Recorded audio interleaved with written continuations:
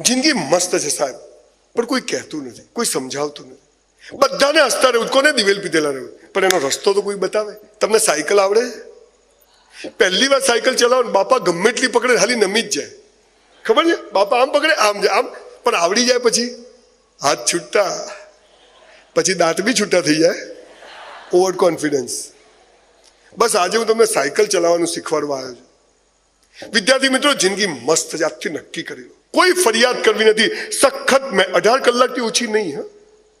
કોઈ વેકેશનમાં માઉન્ટ આબુ નહીં, ગોવા નહીં, પપ્પા લઈ જાઓ, મોટા થઈને ફરવાનું. બેટા આખી દુનિયા અત્યારે કેરિયર બનાવવાની.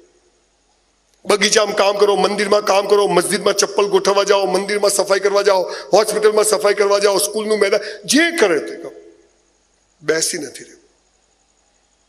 આ ભાવના પેદા થઈ જાય. હવે હું જે તમને વાત કરું છું એ મારા બાપાએ નથી કીધું, ગીતા કુરાનમાં લખેલી છે. બોલો સાચી હોય કે ખોટી? પણ આપણે કરતા નથી. અને એટલે બધા હું શું કરું. અહીંયા ખરેખર દરેક ગામમાં એક ઊંડા કુવા હોવા જોઈએ. જે છોકરા છોકરી એમ કે હું શું કરું, પકડી પકડીને અંદર ઢાંકણું બંધ. જોથી જેને મળે ને મજા છે. હા બોસ,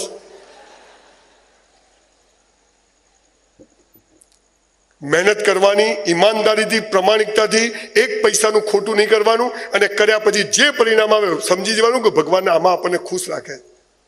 અને પછી ભગવાન સમજી જાય કે આ મારી ઓરિજિનલ નોટ છે.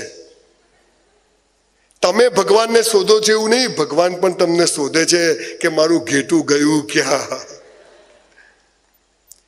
દોસ્તો, જીવનની 4 અવસ્થાઓ છે. જેને સુખી થવું છે, ભય મુક્ત જીવવું છે, મર્સિડીઝમાં ફરવું, મસ્ત જીવન જીવવું, એના માટે રસ્તો બતાવ્યો. શું બતાવ્યું છે? તારા જીવનની 4 અવસ્થાઓ છે. પહેલું છે ધર્મ, બીજું છે પૈસા કમાવા, ત્રીજું છે પ્રેમ થવો, લગ્ન થવા, કુછ કુછ હોતા હૈ, કહો ના પ્યાર હૈ, અને ચોથું છે મોક્ષ, બાવા થઈ જાઓ. એ નહીં, એ તો ડફોળ બનાવે. પહેલું છે ધર્મ, બીજું છે પૈસા કમાવા, ત્રીજું છે પ્રેમ થવો, લગ્ન થવા, ચોથું છે મોક્ષ. પછી ભગવાને શું કહ્યું કે હે મનુષ્ય, પહેલું ને છેલ્લું તું કરજે, બીજું ને ત્રીજું મારી પર છોડી દેજે. આપણે શું ચાલુ કર્યું? આ 2 હું કરું, આ 2 તું કર. અરે સાહેબ, પૈસા ને સેક્સમાં તાકાત હોત ને તો બૌદ્ધ અને મહાવીરે છોડ્યા જ ના હોત. ધો ઇટ ઇઝ રિક્વાયર્ડ. પણ 4 ની વ્યાખ્યાઓ આપણને ખોટી શીખવાડી. હું તમને સાચી વ્યાખ્યા કહેવા આવ્યો. પહેલું છે ધર્મ, આ 2 કરવાનું, આ 2 ભગવાન પર છોડે ને. હવે તમે સમજો, 5 વર્ષ કરજો, ગાડી ના આવે ને તમારે કચરા પોતું કરવા આવી જઈશ. આટલી તાકાત છે સાહેબ. પહેલું છે ધર્મ. ધર્મ એટલે શું? હિન્દુ, મુસલમાન, ખ્રિસ્તી, આ ધર્મ નથી. પર્વતની ટોચ પર જવાના રસ્તા છે, જેને જ્યાંથી જવું ત્યાંથી જાય. ધર્મ શું છે હું તમને કહું. આપણો પહેલો ધર્મ છે ભગવાન પાસે, અલ્લાહ પાસે કશું માગવું નહીં. કૌંસમાં એ આપશે પણ નહીં. પેલો ભિખારી મંદિરની બહાર ભીખ માગે, આપણે મંદિરની મૂર્તો બધા. પેલો તો ખાનદાન કહેવાય, ખુલ્લમ ખુલ્લા આપો બે, અને આપણે તો અંદર જઈને તારાથી ક્યાં છાનું છે. સાલા ચોર, બધી ખબર છે તારી માને. ભગવાનને સોરી ને થેન્ક યુ કહેવા જવું, ભીખ માગવા જવું નહીં. કૌંસમાં એ આપશે પણ નહીં. સાહેબ, બેંકમાંથી 100 રૂપિયા ઉપાડવા હોય તો પહેલા જમા કરાવવા પડે કે નહીં? બેલેન્સ ના હોય અને બાપા મેનેજરો ચેક પાસ થાય તો પહેલા જમા કરાવવું પડે કે નહીં? હે ભગવાન કોક કર, કે તગારામાંથી કરે? પહેલા જમા તો કરાવો. આ સ્કૂલમાં આવ્યા છીએ, સ્કૂલમાં કચરો નહીં ફેંકવું. આ સ્કૂલમાં આવ્યો છું, ગંદકી નહીં કરું. આ સ્કૂલમાં આવ્યો છું, હું આ કરીશ. હું આ શહેરમાં રહું છું, નરેન્દ્રભાઈ કે બહુ સારી વાત છે, પણ હું ક્યાંય કચરો નહીં ફેંકું. આ ભાવના પેદા થાય. આને જમા કરાયું કહેવાય. પહેલો ધર્મ છે ભગવાન પાસે કશું માગવું નહીં, સોરી ને થેન્ક યુ કહેવા જવું. સવાર પથારીમાંથી ઉઠો ને, કરાગ્રે વસતે લક્ષ્મી, કર મુલે સરસ્વતી, કર મધ્ય તું ગોવિંદા, પ્રભાતે કર. ઈશ્વર તારો આભાર કે તે ઉઠાડી દીધા. અલ્લાહ તેરા શું કરે? ઉઠા દે. એમો છું વળી, ઉઠાડ્યા તો ઉઠાડ્યા, બધોને ઉઠાડ્યા, આપણો નહીં ઉઠાડ્યા. પહેલો ધર્મ છે ભગવાન પાસે કશું માગવું નહીં. સાલો 10 રૂપિયાની ચૂંદડી લઈને જાય અને I-10 ની માનતા માનીને આવે. તારા બાપા મૂકીને ગયા ત્યાં આગળ. ભગવાન બધા માટે સરખી રીતે કામ કરે છે. 10 માળના બિલ્ડિંગ પરથી નરેન્દ્રભાઈ, સોનિયા ગાંધી, કેજરીવાલ કે દારૂડિયો બધા નીચે જ પડે ને. નરેન્દ્રભાઈ ધીમે ધીમે પડે, વડાપ્રધાન છે. અને સોનિયા ગાંધી તો ઉપર જ જાય, સ્ત્રી સશક્તિકરણ. અને કેજરીવાલ તો લટકી જ જાય આમ, અને દારૂડિયો આવું થાય કેમ ના થાય? જે ગુરુત્વાકર્ષણનું બળ છે દેખાતું નથી પણ છે, બધા માટે કેવી રીતે કામ કરે છે? સરખી. તો કુદરતી શક્તિઓ દેખાતી નથી પણ છે અને કેવી રીતે કામ કરે છે? સરખી. બીજી વાત, તમે બધા ઓક્સિજન લો છો કે ચાલે અઠવાડિયું? હમણાં લેવો જ નહીં, રમજાન મહિનો હોય, હમણાં શ્રાવણ મહિનો હોય, રજા. કોઈ વાર સુસાઇડ કરવાની ઈચ્છા થાય ને, એક બી આમ કરજો, જીવવું છે. આ ઓક્સિજન દેખાય છે પણ છે. અચ્છા એવું હોય, બ્રાહ્મણોનો સફેદ કલરનો ઓક્સિજન, મુસલમાનોનો લીલા કલરનો, પટેલોનો પીળા કલર, આપણો નથી, આ લો, એવું હોય? ઓક્સિજન ઓક્સિજન છે, જેને જેટલો લેવો એટલો લો, મફત, હે ને? તો બીજી શક્તિ પણ દેખાતી નથી પણ છે અને બધા માટે કેવી રીતે કામ કરે છે? ત્રીજી વાત, મેં જ્યારે એમ કહ્યું કે મેં 1000 સેમિનાર ફ્રી કર્યા તો બધા તાળીઓ પાડી, કેટલો સારો માણસ છે, ડફોલ નથી, લાલીઓ લાભ વગર લોટે નહીં. હું કેમ ફ્રી કરું છું? જીવનનું અંતિમ સત્ય મારી માએ મને નાનપણમાં શીખવાડ્યું. મને કે બેટા તાર જોઈએ જ શું? ઘઉં જોઈએ તો શું ઉગાડવું પડે? ઘઉં. બાજરી જોઈએ તો, ગુલાબ જોઈએ તો, કાંટા જોઈએ તો કુદરતી નિયમ શું કહે છે? જે જોઈએ તે વાવો. અને ઈશ્વર અલ્લાહ માતાજી શું કરે છે? તમે જે વાવો એ જ તમને યોગ્ય સમયે પાછું આપે છે. સાચું કે ખોટું?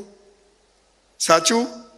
હવે તમે જે જોઈએ તે વાવો તો એ જ મળે ને, પણ તમે બીજું વાવો છો એટલે બીજું મળે છે. તમે કહો છો કેમ આમ થયું? કોઈનું સારું કરીએ તો આપણું સારું થાય. વિદ્યાર્થી મિત્રો, હું એટલે સેમિનાર કરું છું કે હું રોજ 1000 માણસોને ભયમુક્ત જીવનની હસવાની વાત કરું તો બોલો ભગવાન મને હસતો રાખે કે ના રાખે? એટલે હું મફત કરું છું. જે જોઈએ તે કરો. આજે આ અંકલ 82 યર્સની એજમાં અહીં કેમ બેઠા છે? 40 વર્ષથી ખંભાતમાં આવા અંતરિયાળ વિસ્તારમાં આવી સંસ્થા ચલાવે, એટલે એમના હેલ્થની ચિંતા ભગવાનને હોય. જે જોઈએ તે કરો અને તમે જુઓ ઈશ્વર તમને બધું જ આપશે. માટે પહેલો નિયમ, ભગવાન પાસે માગવું નહીં, સોરીને થેન્ક યુ કહેવા જવું. બીજો નિયમ, રોજ મા બાપને પગે લાગો. તમારામાંથી કેટલા લોકો લાગે છે? ખાલી હાથ ઊંચો કરશો. મુસ્લિમ હોય તો હાથ ચૂમતા હોય. આઈ સે રિસ્પેક્ટ. કેટલા લોકો કરે છે? યસ. આટલા લોકો જોડે એક ફોટો પડાવીશું. અને જે લોકો નથી લાગતા એને 2 હાથથી સલામ કે તમે સાચું બોલ્યા. બહુ દુઃખ થાય છે, 15 આંગળીઓ ઊંચી થઈ. તમે જુઓ ભારત દેશ કઈ દિશામાં જઈ રહ્યો છે. વિકાસની વાતો કરે છે. 10 વર્ષ સુધી કોઈ મા બાપ છોકરાનું નામ વિકાસ નહીં રાખે એવું કર્યું છે. 2 કોંગ્રેસ ભાજપ વાળા ભેગા થઈને. વિકાસ કોને કહેવાય? એક બાળક સ્કૂલમાં હસતો હસતો જાય અને હસતો હસતો પાછો આવે ને તો એને વિકાસ કહેવાય. આવું ઇન્ફ્રાસ્ટ્રક્ચર આપવું. આખી વાત બીજી છે. તમને ખબર છે મા બાપને તમે ગુરુત્વાકર્ષણ અને ઓક્સિજનથી પણ મોટી તાકાત તમે જ્યારે મા બાપને પગે પડો છો ને ત્યારે પેદા થાય છે અને દુનિયાની બધી બુરાઈઓથી તમને બચાવે છે. ઠાકુર તૂટ सकता है लेकिन झुक नहीं सकता. પાછો લાગે તો કે પેલી રિક્ષાને હેન્ડલ મારતો હોય ને.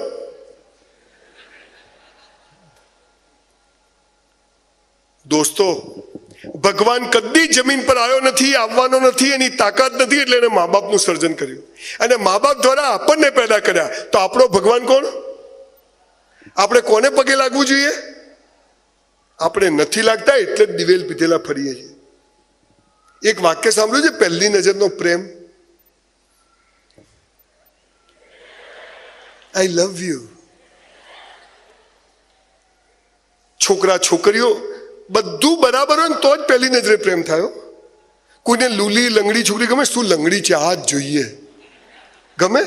અથવા કોઈ છોકરો આમ કાણીઓ હોય ને ટાળી, પપ્પા કાણીઓ જ જોઈએ, એના જોડે પહેલી નજરે પ્રેમ થાય છે? બધું બરાબર હોય જે થાય ને સાહેબ એ પ્રેમ નથી, સેક્સ છે. અને વિદ્યાર્થી મિત્રો, સેક્સ વેચાતો મળે પણ પહેલી નજરનો પ્રેમ કોને કહેવાય? હું તમને કહું. વાય વી હેવ ટુ બો ડાઉન અવર પેરેન્ટ્સ. તમે જ્યારે મા બાપના પેટમાં આપણે હોઈએ ને સાહેબ, માના પેટમાં 9 મહિના પહેલા આપણી બાને ખબર નથી કે છોકરો છે કે છોકરી છે, ડાયો છે કે ગાળો છે, ધોળો છે કે કાળો છે, બેરો છે કે બોગડો છે. અને આપણા જન્મ પહેલા આપણું મોઢું જોયા વગર આપણી માં લંગોટ, બાળોતિયા અને ગોદડીઓ બનાવીને રાખે ને એને પહેલી નજરનો પ્રેમ કહેવાય છે. યસ. અને બાપાજીને ઘોડિયું લઈ આવે. તમે લોકો ચાહો છો કે સંજય રાવલ ફરીથી આ સ્કૂલમાં કોઈ બીજા વિષય પર વક્તવ્ય આપવા આવે? ચાહો છો? 1000% આવીશ, પ્રોમિસ કરું છું, વર્ષમાં એકવાર આવીશ, મારું સૌભાગ્ય છે. પણ હું છે ને રણમાં ખેતી કરતો નથી, ફળદ્રુપ જમીનમાં ખેતી કરું છું. પહેલી વાર તો બધા આવી ગયા તો આવી ગયા, કોઈ વાંધો નહીં, પણ બીજી વાર અહીંયા એટલા જ લોકોને સાહેબ બેસાડજો જેટલા લોકો મા બાપને પગે લાગતા હોય. 10 જણ હશે તોય હું આવીશ સાહેબ. આ દેશની પત્તર ઠોકાઈ ગઈ ને એનું કારણ છે કે આ મહત્વની વાત જ સાલા આપણે ભૂલી ગયા છે.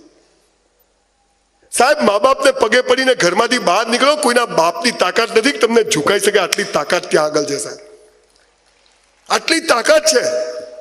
ગુરુત્વાકર્ષણ દેખાય છે, ઓક્સિજન દેખાય છે, તો તમે જ્યારે મા બાપને ઝૂકીને નીકળો ને એના જે આશીર્વાદ હોય ને દુનિયાની બધી બુરાઈઓથી બચાવે. 100 જણો તો એકલા તમે પહોંચી વળો. પણ ખબર નથી હું શું કરું, મરી જાતું. આપણે બધા 2 હાથ ઊંચા કરી અને આપણી જાતને આજે એટલું સોગંદ નથી ખાવી, એટલું કમિટમેન્ટ કરી કે આજથી રોજ મા બાપને પગે લાગશું. કરી શકીએ? અથવા તો ગુજરી ગયા તો ફોટાને એટલું કરી શકીએ? ઘરમાંથી નીકળીએ ત્યારે અને ઘરમાં જઈએ ત્યારે આટલું કરી શકીએ? જે લોકોને બીજી વાર અહીંયા આવવું હોય એટલા લોકો હાથ ઊંચા કરે અને આપણે એક મનમાં નક્કી કરીએ, સોગંદ નથી કરી કે આજથી જ મા બાપને પગે લાગશું. ભૂલો ભલે બીજું બધું, મા બાપને ભૂલશો નહીં. અગણિત છે ઉપકાર એના, એને વિસરશો નહીં. લાખો લડાવ્યા લાડ તમને, કોડ સૌ પૂરા કર્યા. આપ સૌનો ખૂબ ખૂબ આભાર કે તમે મને પ્રોમિસ કર્યું. અને બીજી વાર તપાસ કરીને આવજો ખાસ. તમે પાછા જે ઘરે જઈને પગે લાગશો તો પપ્પા શું કહે, શું છેલા પૈસા નહીં મળે, એની પછી પિન છટકી જશે કે લોચો છે.